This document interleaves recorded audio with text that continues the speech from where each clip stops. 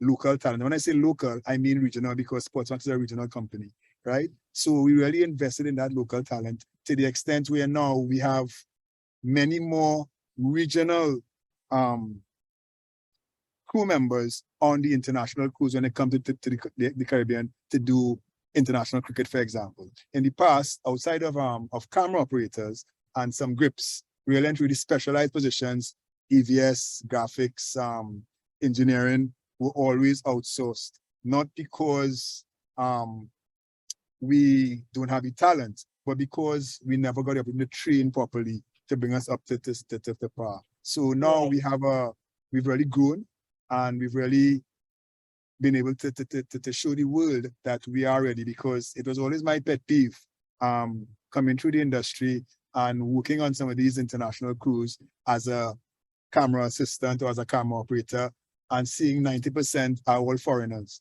But knowing that we have the talent to do it here in the Caribbean, you know, we can get it done. But obviously, nothing was ever put in place for proper training to take place. You know, so I can't blame the TWIs or the companies that came in to produce the cricket or the football. It's not their fault. They brought their crews, right? It was always our fault, because the onus was on us to put things in place to get the training. So I think that for me, the biggest win with SportsMax has been the fact that we have changed, we've risen to the level higher, you know, in terms of local production. When people see what we produce colleges football with, they're always amazed, you know. And I always say that CPL is done in August, right? Well, it's now done in September, but back then CPL finished in August, and a week later, the same equipment that produced CPL, right, to over 6 million people around the world was on Fatima grounds or CIC grounds or, you know, Sawa North doing colleges football. And that is progress. So that is very important. That's what I want, because I want you to insist a little bit about that. How do you feel that building out SportsMax the way you all did has helped change the landscape for local and international sports across the region? I mean, we really did. We really did change the landscape, because before us, I mean, now, you know, I would admit, so in Jamaica, Phase 3 Productions, they did proper production in Jamaica. Here in Trinidad, as you know, ADL, Advanced Dynamics, also did production at a certain level. But the challenges here is that we were always limited. At the end of the day, right, we have a kit that costs in excess of $5 million US, right? It makes no sense for the average company to buy that level of equipment, because the value in terms of making back that revenue makes no sense, right? So we were given the opportunity, and it started by getting the rights to schoolboy football in Jamaica Premier League, and that is where we started, because there was something to do for 9 months of the year, right? And that's where the investment was made. We also acquired the rights for colleges football in Trinidad, which also made a difference. And then we were doing Marshall Monday, etc. as well, which we started with ADL, and we expanded. So there was a reason, because the average production house, right? One of our lenses, box lenses, you know, it's looking at 105,000, 110,000 US dollars just for a lens, right? So in fairness to that individual out there, it doesn't work, right? So when we did acquire the equipment, it was really important for us to train, right? We have excellent camera operators in the region, excellent graphic operators, excellent EVS or VT operators, producers, directors. I mean, we have them here already, but the training was always lacking. So it was really important to build that out and to train the teams so that we could be up at a level where, you know, it's a flat line. It's not like here and there. So now we are at that level, you know what I mean? A very small number of us over the last 20 years, 15 years, have worked on those productions, and we would see how they were run. But now we can say that we have teams that are at that level. In Barbados, you know, I have colleagues in Barbados who are doing their own productions now, bringing that experience and starting to build it out. So I really think that SportsMax, you know, we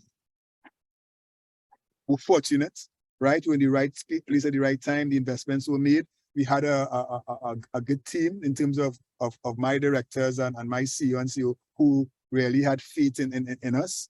And we really did a lot of training though. You know, both, as I said, both regionally, we traveled, we went on you know, different parts of the world. We had a team going to South Africa to Super Sport to see how their OBs were operated. I have traveled numerous huge productions as well, training, looking at the back offices, understanding how these things work. So, you know, and investing in the people to come to Trinidad, to come to Jamaica, you know, to be with us from first world countries to train us properly in the language. And it's not just the equipment, it's the language. You know, I always try to tell people that sometimes when people say that, oh, you're third world. Oh no, we have the same type of technology. Third world is a mindset. It's not just equipment, you know, it's not just technology. Definitely, it's how you think, it's how you approach something, right? So, you know, you can have a third world mindset and that doesn't help you. So, you know, I think we really did change the landscape regionally, in terms of how production is perceived, in terms of how we go into production now. And there are things that we now take for granted that when you go on other productions, you're like, so where's this? I have it, oh, right, okay, so they are a lot smaller now. So you have to kind of adjust. But the thing is, the versatility in Caribbean people is something else as well, right? Because we have grown so accustomed in making do with what we have, but making it look great, right? You give us these toys now and, you know, the sky's the limit. Well, that's awesome. So do you think the heads at SportsMax are happy with their investment? Do they think they feel they're making back their money? Because ultimately we talk about money at C15. So this is the other side of it now. On some productions, yes, we have made back money. But in terms of so for example, right, colleges football. We invested in colleges football, and I'll use Trinidad as an example, because it was we felt it was a good product, right? And we went in for the first time for 4 years, right? But there was never ever an expectation to make money under 3 years. Right. Because in partnership with Digicel, because Digicel is the parent company of SportsMax. Right. Right? So in partnership with Digicel, we acquired the rights, right? And we spent X amount of money on the rights for SSFL, right? So this is cash. That's the rights. But outside the rights now, we have our production costs as well, right? Our production cost now is, so I'll say it like this, right? Between August 1st and December 14th, right? August, right? That is, we, in production costs, for the first season alone, you're looking at over $1.5 million in our production costs. And that does not include the cost of the equipment, because the equipment is owned and leased by us. Yes, right? So there's no, but if you attach a cost to that, that's another set of money, right? That value is just in terms of what that was our spend in terms of crew and logistics, right? And you're not gonna make that money back. We're gonna make it back, not in advertising, because the companies don't come on board. You have to say thank God for companies like Coca-Cola, Shell, First Citizens, right? Who for the last 15 years or so, 10 years, and in Coca-Cola's case, 30 odd years, been sponsoring the league, right? This year, Tiger Tanks came on board, right? And they were the only big sponsor to come on board. Shell, First Citizens came back, Coca-Cola came back, of course, right? National Gas came on board a little bit. So it's growing, right? But not big enough. I think COVID really did a lot of damage to the league, because by the time we got to year 3, it was really building. And I do believe the 2 years that we were shut down because of COVID, more sponsors would have gotten on board, right? But when you compare Trinidad to Jamaica, for example, right, it's a mindset, because Jamaica is all about sport. Yes, it's big in track and field, but they're about sport. When you look at the growth we started in Jamaica the year before Trinidad, started 1 year earlier, right? But when you look at the growth in Jamaica, when you look at the live production on SportsMax with schoolboy football in Jamaica, almost the entire field you see in perimeter boards. It's wrapped. Yeah. It's wrapped, right? Because sponsors will come on board. Yeah. Trinidad is still a struggle, right? The SFL have to call in and asking and the I see Kairon is just smiling there because he knows. It's a struggle. I don't understand why, because the product itself is good, but I would say that this year it has been exceptional. I don't know if it's because of the 2 years with COVID, right? And now we are back, but people are, I mean, they're coming out, you know, parents, students. The supporters, you mean, a lot of support. Out. You know, these stadiums full, the school grounds are full. The girls, right? A couple of weeks ago, Holy Name and I think it was Holy Name and St. Joseph had a match at Fatima grounds. Their cars down to the Jamat, right? And I mean, it's really been building. So my hope is, right, coming out of this season, right, the league has less of a challenge next season to get sponsors to come on board, because the product really is an excellent product, and the value, right, which they get from the TV coverage, right, is really, I mean, top of the line, you know, and you know, I've been getting a lot of good responses. Colin Murray told me a couple of weeks ago, during the Oval had their 7-a-side competition, and you're seeing him at Kerry for the first time. I mean, every step I make, someone is coming, you know, commending our coverage. They've been watching and they've been looking at it, and it looks great. And, you know what I mean? So I'm hoping that, you know, more people can come on board. Yes. But in terms of the investment, we haven't been close to making the investment. Right. You know? Okay. Well, you see, and this is, first I want to applaud, of course, SportsMax for taking this, you know, initiative and really believing in it. And as you said, understanding that this money is not going to be made back in quickly. And I want to actually toss and bring in Kairon now, because Kairon is actually a sport industry professional with over a decade of experience in sports administration and athlete management. So he is at the heart of it. He is actually presently, he holds the post of head partnership and alliances at the sports company of Trinidad and Tobago. So outside of his work at Sport TT, he's been involved in the Trinidad and Tobago Olympic movement. He's managed our Olympic sailor Andrew Lewis since 2010. And he has represented Trinidad and Tobago as a team manager at Olympics and has attended several major international games.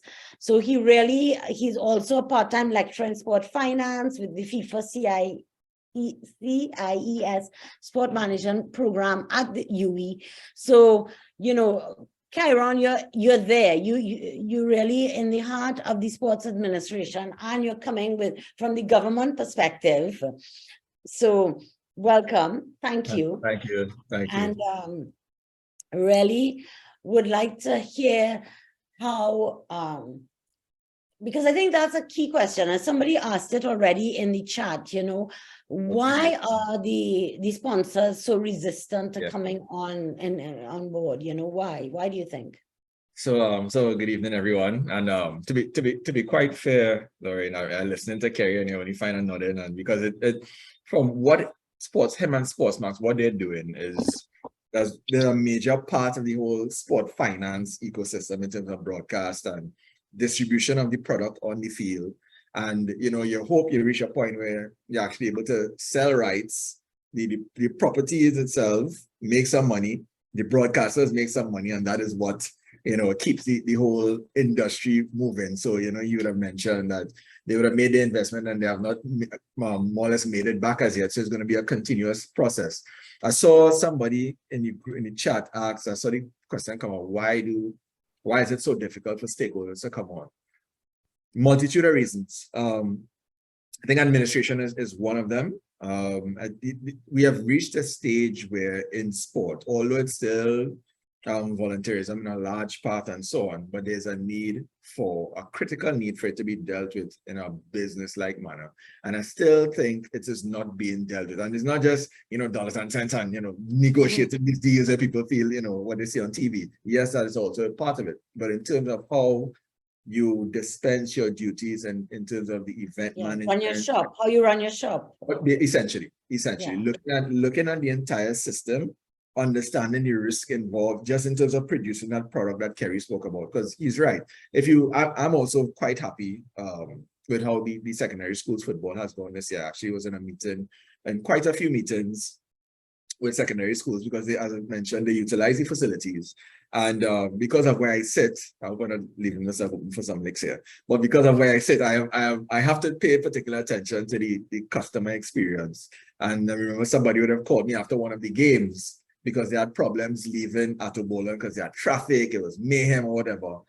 But when we had the meeting, I was like, I'm actually, while we work out these challenges, I'm actually happy that there are so many people there because the guys at SFL were saying like, Kairon, we didn't expect all those people. So it's good in that regard. And I'm hoping that they themselves are able to capitalize on it, understand what they need to do, as Kerry mentioned, to take it forward, to now attract. How are we going to develop our sponsorship packages? How are we going to deconstruct the product and say, right, let's we have perimeter board opportunities, understanding what the opportunities are for local and regional sponsors, and then dedicate somebody to that exercise.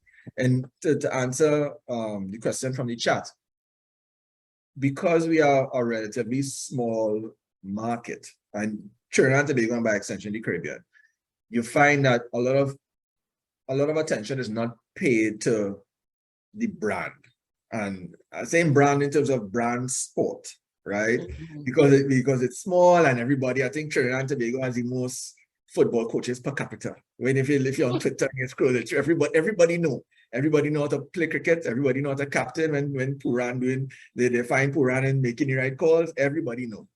And that also, that passion, I guess, if you want to refer to it as that, seeps into administration at times. So you find because it's a lot of it is volunteerism, people just giving up their time, you're not able to have the checks and balances in place in terms of a communication policy. What is that?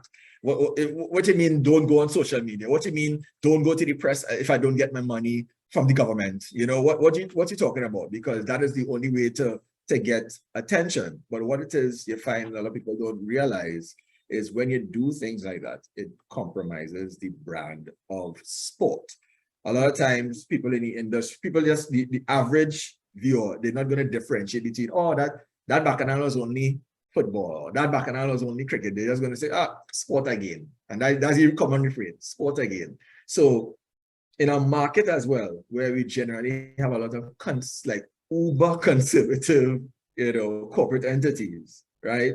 They're not trying to give their marketing communications or even their CSR departments or communication departments any headache dealing with any kind of high risk property like sports, because as soon as something go wrong, they have to now be in damage control and who crafting the whole statement and all this kind of thing. Like, it's too much. Let's go and work with them to plant trees. The tree's not good on bad talkers. The tree's not good on, but I mean, I'm trying to make light of it, but it is a challenge that we face. For instance, it's in the public domain.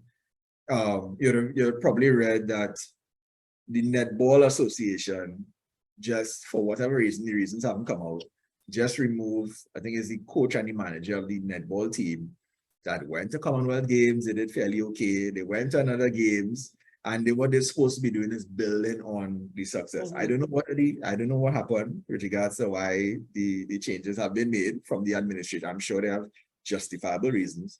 But what I'm saying is because it's how it's been dealt and people wanted to get the message out if they felt they've been done an injustice, people are just going to see that it's like, wow, netball again, more drama, more bacchanal. And if I'm a corporate entity, I'm like, why am I going to run headfirst into that? I mean, it doesn't make any sense. So I think that is one of the key challenges we've made, trying to understand or trying to help the sports understand that there's a way to do things and managing your identity, your brand, and what you put out there, how the messaging you send out as a sport, that plays a critical part in terms of what people see and what people view you as a sport as, and then the industry. We have to find a way to be a little more mature where that is concerned, find the necessary channels in which they could voice grievances or whatever, and how they deal with things, so that we could inspire that confidence in corporate entities to come on board. Because you're right, as Kerry mentioned, that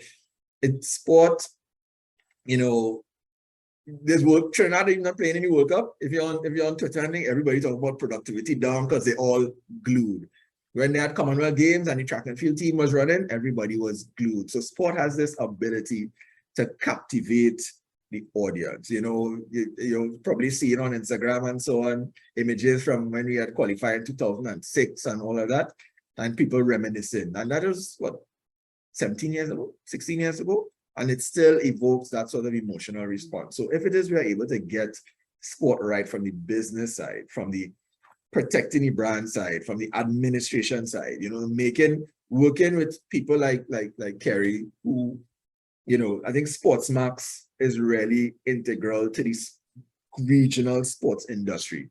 Small plug because I want to talk to Kerry after. But yes, SportsMax is integral to the, you know, the regional sport industry in terms of what they're doing, in terms of creating that access, distributing the sports. I mean, they mentioned they would have already made that investment, you know, affording some of these rights holders, some of these sports, some bit of finance. I mean, it's not Premier League, you know, rights, fees they get it paid, but it's whatever it is, it's that amount more than what they were getting before, which is none. And because that there's this opportunity, I think we need to start as the stakeholders in the industry, putting that importance on running all aspects of the sport as a business. Yes, the football will play, but it's the administration, it's the management, it's the understanding, all the other aspects that are required for us to begin earning additional revenue. Yeah, well, great points. Thank you, Kairon. And actually, you know, there's more to the question, but I wanted to stop a minute and just talk about branding. And, you know, and Kerry mentioned about in Jamaica, how different it is. And continually, I am, you know, we've had representatives from JAMPRO on the show already. And, you know, what Jamaica has done, Jamaica has branded Jamaica. So that there's that. They started by, there's the brand Jamaica. And then, of course, sports plays such a big place in brand Jamaica. Brand Jamaica is reggae. It's sports with the athletic heroes that they have, the reggae boys, So we have never, I mean, you know, we've not done that. We have not. First of all, Trinidad is not branded. There's no brand Trinidad and Tobago, really. Let's be real. Not yet. Anyhow, we can't even, well, yeah, I mean, because I don't want to be too negative. Why I will say not yet is because, like through my position at sport, I used to work at TDC some years ago. I mean, I've always been very interested in tourism as well, sport and tourism.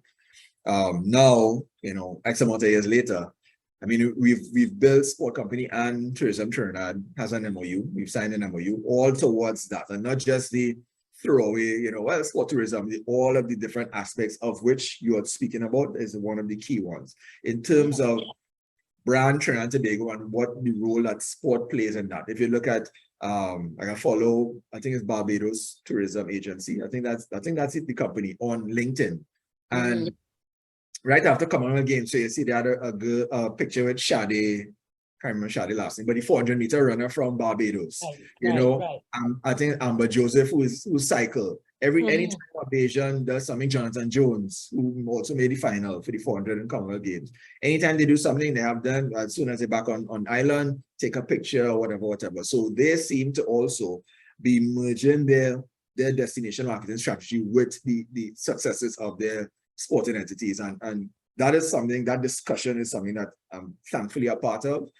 Tourism Trinidad has been receptive, and it's something that we're going to continue to work on so that the next time we have this conversation on this whole destination marketing and using sport as a vehicle, you know, we could report on some successes from since when it came fantastic. That is great, because also the stadia, I mean, more and more you'll see in the world that these stadiums are becoming more multidimensional. So it's not just a sporting space, it's also a cinema, or, you know, a facility to take care. If I'm going to train, there's somewhere where my child could be taken care of while I'm training. So, I mean, that is also a direction I think that's important to go in, because it's no longer linear, like that. And also, as we know, because we have these big shows in Trinidad, in the Caribbean, our stadia are used for these type of events, for entertainment.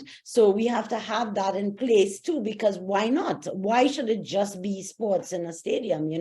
The beauty of the stadium is that you could bring this mass of people together in one venue and feel safe, there. So you'd be surprised though, Lauren, you'd be surprised when you sport and fraternity, how many people don't share that open-minded view in terms of the multi-use of the facility. No, they don't. Well, there's one facility in particular, I don't want to call the sports name because I'm a big fan. But when anytime there's a specific time of year and the facility is heavily utilized for activities other than sport, there's a huge outcry. And in recent past, there's some level of understanding, but that's your bottom dollar. If you say the facility is going to be returned on X date at this time, if you go 2 minutes after that, the fraternity will be out in their numbers, saying, "Oh, they don't care about sport. They don't care about. They're not serious." And so again, it's a challenge. That's something that we have to manage, that we have to continue to work with, because the multiple uses that is the model, right? You have to be able to use the facility for these different types of use. That's how it's done globally. But in terms of dealing with your stakeholders and how you communicate to them and doing right by them to say, well, okay, we are using it for this purpose, but then we have not lost sight that it is a sport facility. Yes, exactly. That continuous conversation is what is required. But but that's how it's done. Look at Wembley, look at these places. I mean, they've had mega shows in Wembley, continuously. Let me go ahead. I just wanted to touch on something. So, first of all, I completely agree with what was just said in terms of the stadium. I think, again, it's a mindset. In fairness to the athletes, those who may have issues, right, or concerns, I think it's also about educating a bit more. But it's also about the administrators of these facilities, right, to ensure that things are put in place to protect the track and field areas of the pitch, of the stadium, right? To ensure that nothing is damaged, etc. But I think it is about education. But I wanted to touch on a point that that Kairon made in terms of, he said sport can captivate emotionally, right? I love what he said, but I'm probably going to get in trouble for saying this, so it's going to be Lauren's fault. Who does it captivate? So I have, sometimes by chance, I might be in a meeting or get invited to a meeting or something. Unfortunately, right, many of these corporate entities, before I can get to Lauren, who is the CEO, chairman, COO, whatever, right? Before I could get to Lauren, I have to talk to Kairon, right? Kairon is, could be, I don't know, whatever age, mid-20s, mid-30s, whatever. Kairon never played a sport in his life. He doesn't care two hoots about sport, right?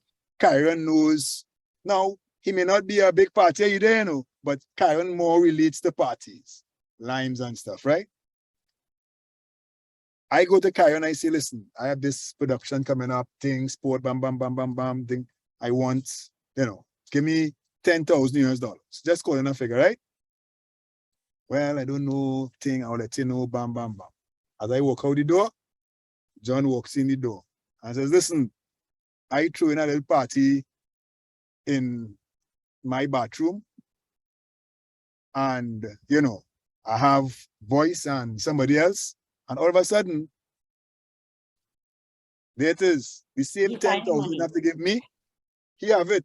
You know why? Because the mindset of most, and I'm saying this, most of the individuals who sit in those positions are on entertainment. They know nothing and they have no appreciation for sport. So they always see sport as, gosh, that's so hard. How I selling my product here? Or how I getting, my brand out there, right? Because they do not work hard creatively to come up with a way how to get that product out there. And that is the main issue, because I made the notes, wrong people in decision-making places, right? And that is the main problem. And I will not call the two companies which I have personal interest in through partnerships, right? But I know for a fact, I also have friends. So for example, I would meet with a CEO, right? At that level and talk and say, you know, why, what going on, John? You know, he didn't come, you know, we be begging for this. Okay, I never heard about that. Nobody came to me.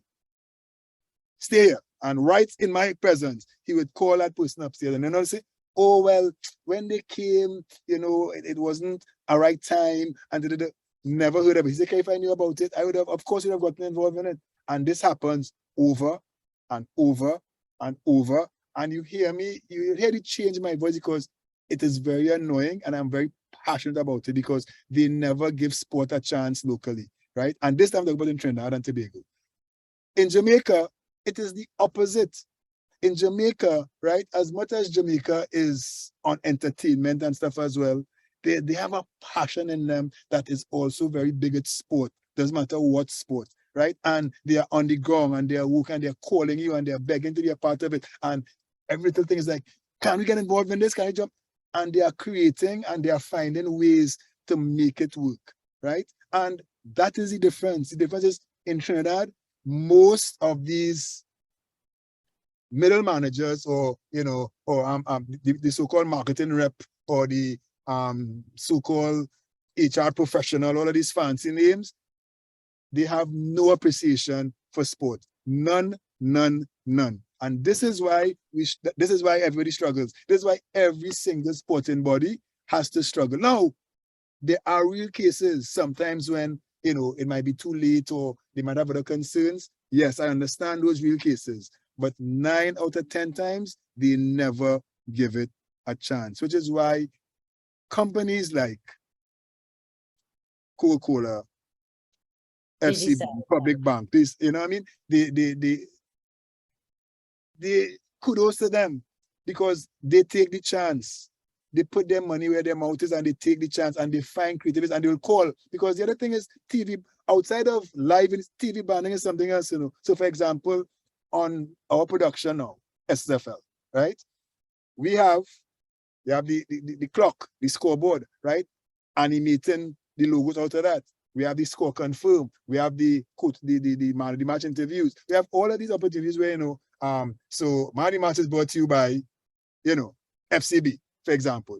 Just like how they do it in North America and Europe, right? Professionally, you do not have to run a whole ad with a man going to pick up a bucket of chicken and whatever. You know what I mean? There are creative ways to do it, right? And there's value there because who are you catering for? The 5,000 people in the stadium, right? Or the 50,000 who are watching?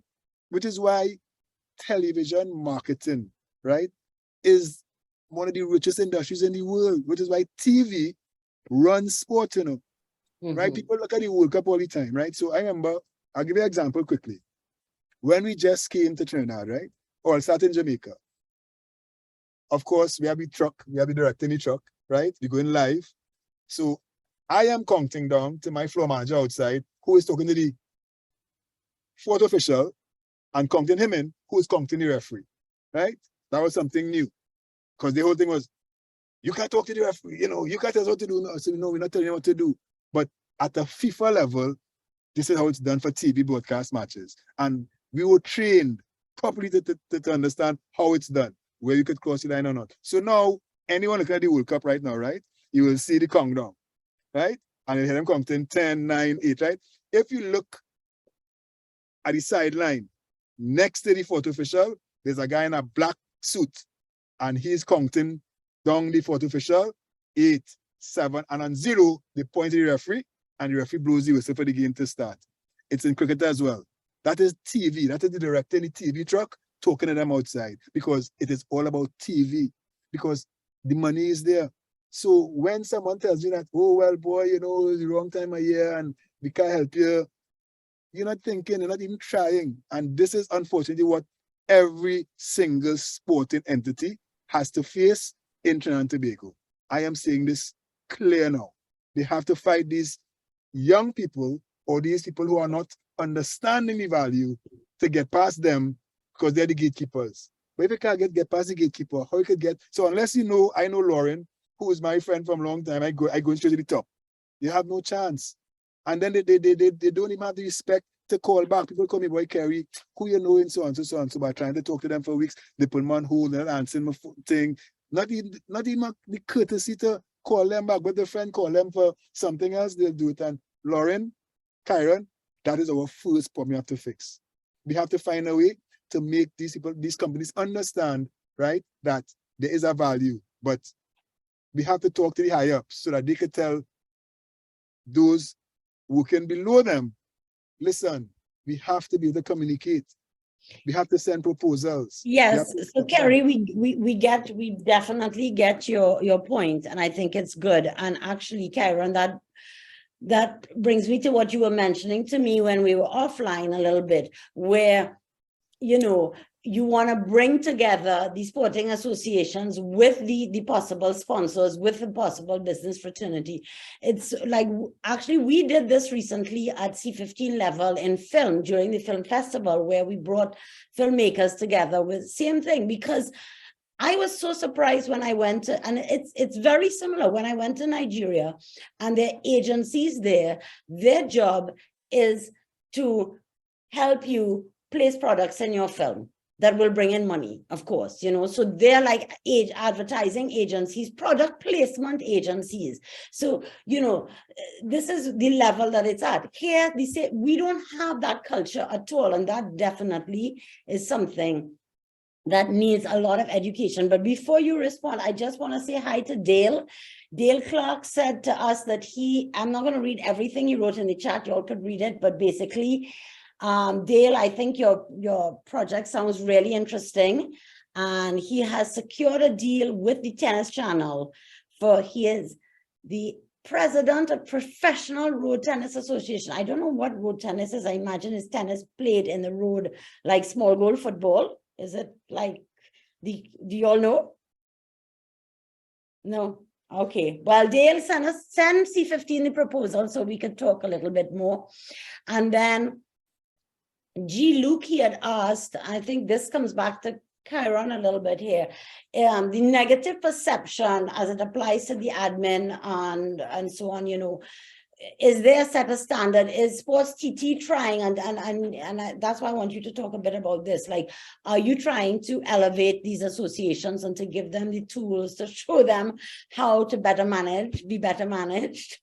Yeah, I could only smile because yes, we try, because we also deem that as part of our role in terms of capacity building, because we can't do it on our own. We have to educate. Capacity building is important. We have to help them understand. So as I mentioned to you offline, Lauren, in terms of, you know, how do I, you know, essentially sell my product, right? Understanding what I do. You might just say, well, you know, I'm helping the children. Okay, yes, you're helping the children, but in a community, and they might have, you know, yeah, if it's a single parent home or two parents, and then they might have grandparents or they might have friends, and, you know, I just understand this is how I have scale. This is how my activity has scale, you know, and now that I have 20,000 eyes, you know, this might be an opportunity for you to get involved. So helping them to understand those things. So sport company, small plug, we have done, you know, training sessions with the NGBs on different things, from financial management. We've done this is in terms of understanding what it is you need to do to run more like a business. So we've had one of the challenges we've had also is because the makeup of a lot of these organizations are, they say, volunteer, and then they have their voting and the constitution, and whoever gets on the board. Some people might stay for a long time. They may not have a high turnover of persons and so on to get involved to do things a different way. And I mean, I'm not saying that as an indictment on anybody. It is what it is, right?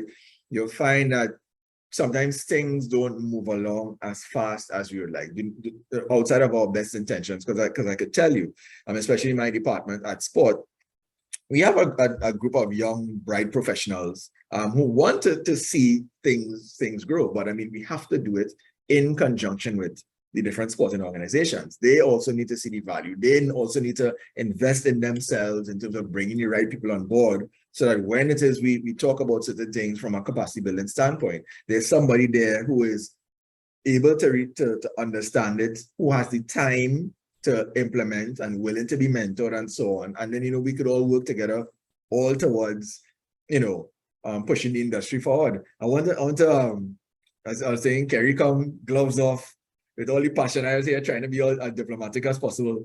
But the part about the brands not being